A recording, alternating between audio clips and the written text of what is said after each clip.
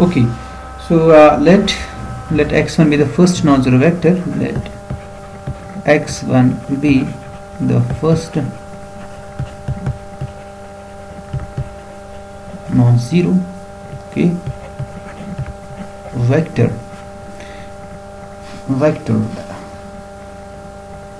among this list, this countable list. Okay, so I can choose first non-zero vector now.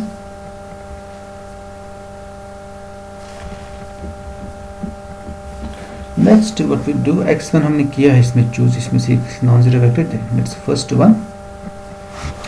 इस तरह से मैं x2 लूंगा the next non zero vector.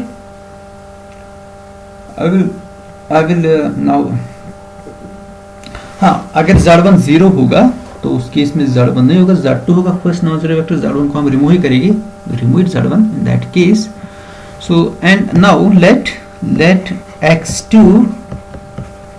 be the first non-zero vector among this list z2 z3 so on and so forth, right. अब देखिए अब यहाँ पर सिचुएशन क्या है. अगर z1 0 होगा तो फिर z2 first non zero vector होगा, फिर x1 z2 के बराबर होगा. x2 जो होगा it's the first non zero vector of this set, तो x2 भी z2 के ही बराबर होगा. ये रिपीट होगा उस केस ना. अगर z1 ही नॉन जीरो वेक्टर होगा तो x1 z1 के बराबर होगा, उस केस में तो रिपीटिशन नहीं होगा. आपको बात समझ आ रही है. So and what we choose which does not, और x2 पर और एक कंडीशन है which does not belong to spawn of x1. So this x2, it's a non-zero vector among this set, and it is also not in the spawn of x1. So that means x2 is not scalar multiple of x1. So therefore you can see this set x1 x2 is a linearly independent set. So next we choose x3. Let x3 be the first non-zero vector among this set z3 z4 so on and so forth, which does not belong to which does not belong to the spawn of these two vectors जो हमने already choose की. So therefore the set x1 x2 x3 is linearly independent. Okay, so suppose we have chosen n non-zero vectors, okay, in the likewise, okay. So inductively we define inductively the set x1 x2 up to infinity. Okay, so suppose we have defined x1 x2 in a similar way. Suppose we have defined x1 x2 so on up to xn in a similar way, in a similar way. Okay, now we define xn plus 1. Let xn plus 1 be the first non-zero vector, among this set non-zero vector among this zn plus 1 zn plus 2 so on and so forth, and which does not belong to the spawn of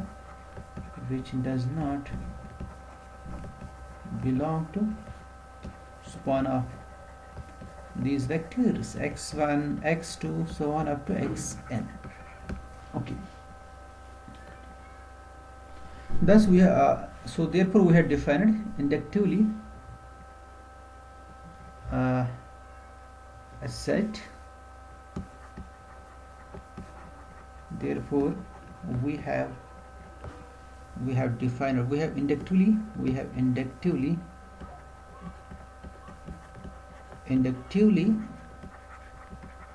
defined the set x1, x2, so on and so forth. Therefore we inductively defined the linearly independent set. Okay, linearly independent set. तो ये सारे vectors को exhaust करें जो z के vectors है, such that this इनका जो स्पान होगा वो इस स्पान के बराबर होगा, span of z1, z2, so on and so forth. अब बात यह है कि इसमें जीरो वेक्टर भी हो सकता है, अब यहाँ पर जीरो वेक्टर नहीं होगा, but zero vector obviously generate होगा इन्हीं वेक्टर से, because zero vector is equal to 0 into x1, वो इसके स्पान में आ जाएगा. That hardly matters. तो सिर्फ हमने जीरो को रिमूव किया है और हमने एक लीनियरली इंडिपेंडेंट सेट कंस्ट्रक्ट किया with this condition span of x1, x2 is same as span of z1, z2, so on and so forth. So their spawn is same. But now this set is linearly independent. So by Gram-Schmidt process, we can construct a new set which is orthonormal set from this x1, x2, x inside the spawn of x1, x2, x is same as the spawn of the orthonormal set. So now we apply that result by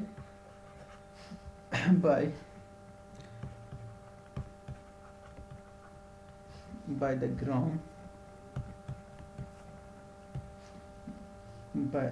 Gram-Schmidt process. Okay, this is here.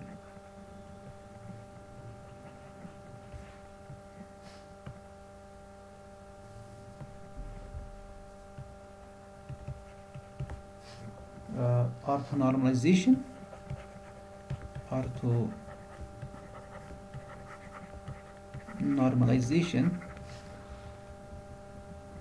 We can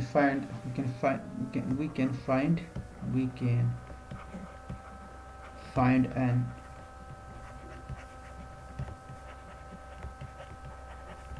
orthonormal set u1, u2, so on up to infinity, such that span of u1, u2, so on un is same as spawn of x1, x2, so on, but spawn of x1, x2 is same as spawn of z1, z2, so on and so forth. So this means what does it mean? It means that this spawn is dense. Okay, so but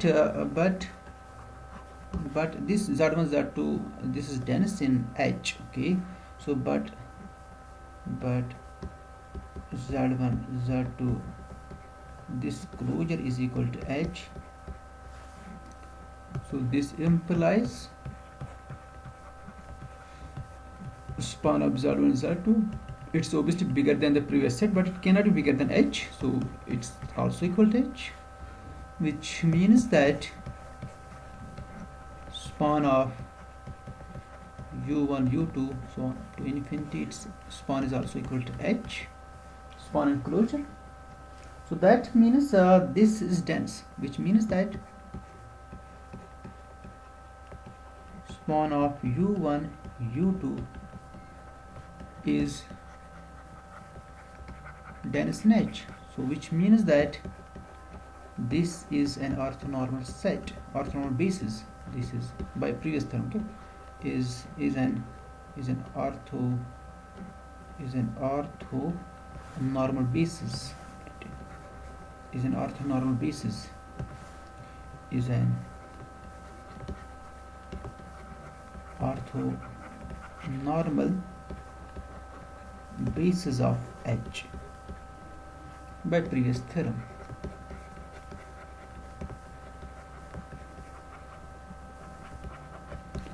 by previous theorem. So that means H has a countable. Therefore, H has a, which is one, huh? H has a countable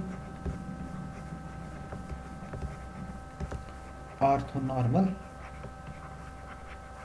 basis. Okay. So which is one. So that means third implies one. Therefore, these are equivalent statements. Now let's write this note here. Any countable orthonormal basis is called the shorter basis. So if H has a countable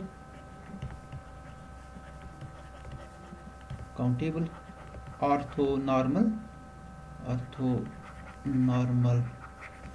basis, say this u1 u2 so on up to infinity, then this basis u1 u2 is called a shorter basis. इसको हम कहते हैं shorter basis. Okay, shorter basis this is called. So there are two bases. We have one is Hamel basis, second is shorter basis. This is called shorter basis. Okay, for H. So countable orthonormal basis is called a shorter basis.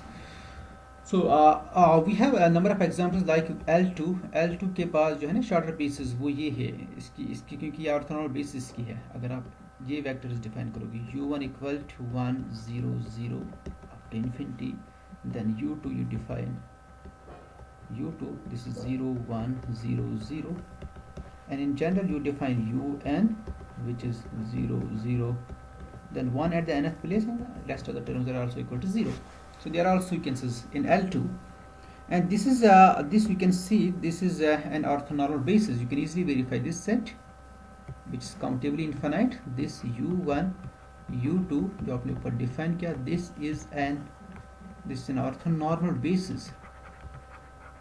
Orthonormal basis for L2. So this is obviously countable. Therefore, L2 has a shorter basis. L2 has a shorter basis. So if Hilbert space has shorter basis, then it is either finite or isometrically isomorphic to L2. Yes. So shorter basis is different from Hamel basis. This u1 u2 it's not Hamel basis. Okay, to note this point. Since L2 is a complete, it's a Banach space, so it cannot have countable Hamel basis. It has uncountable Hamel basis. So this is shorter basis, but it's not Hamel basis. So because for Hamel basis we must have finite linear combination. I can find a vector in L2 which cannot be written as finite linear combination of these vectors. Like let's see this 1 1 by 2 1 by 3 so on and so forth. This is in L2 because sum of squares will be finite. You can see. So 1 plus 1 by 2 square plus 1 by 3 square plus 1 and so forth. This is a finite thing. So that means this sequence is in L2, but I cannot express it as a finite linear combination of these vectors. So I express it as 1 times u1 plus 1 by 2 times u2 plus 1 by 3 times u2 plus it is an infinite series, not finite sum. So for Hamel basis I must have a finite sum, right? So this basis is shorter basis. Shorter basis में आपके पास convergence का concept है. You have an infinite series, but for Hamel basis I must have a combination, finite linear combination. Every vector should be written as a finite sum of the vectors, linear combination of, so finite linear combination. Shorter basis के लिए infinite series आप लिख सकते हो. So if every vector has an infinite series like this, then this is called the orthonormal basis, and in case it is countable it is called a shorter basis. So that's the difference between Hamel basis and shorter basis. So let's end this lecture here.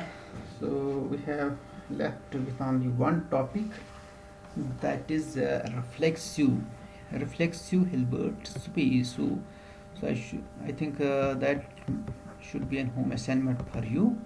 Every Hilbert space is reflexive. Okay, every Hilbert space is reflexive.